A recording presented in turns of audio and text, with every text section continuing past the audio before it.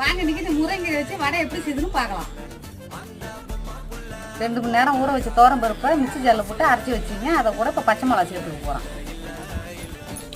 Cut பண்ணி வச்சுக்கிற பெரிய வெங்காயம், அதை கூட சோம்பு, இதை கூட முருங்கீரை சேர்த்துக்குங்க. கொஞ்சமாக உப்பு சேர்த்துக்குங்க.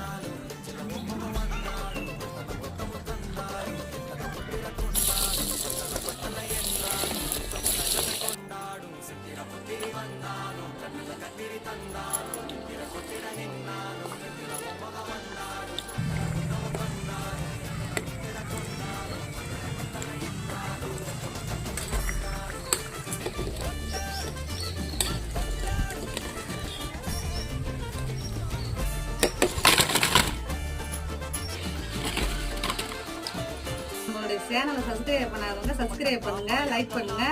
அவ்வளோதாங்க, முருங்கீரை வடை ரெடி.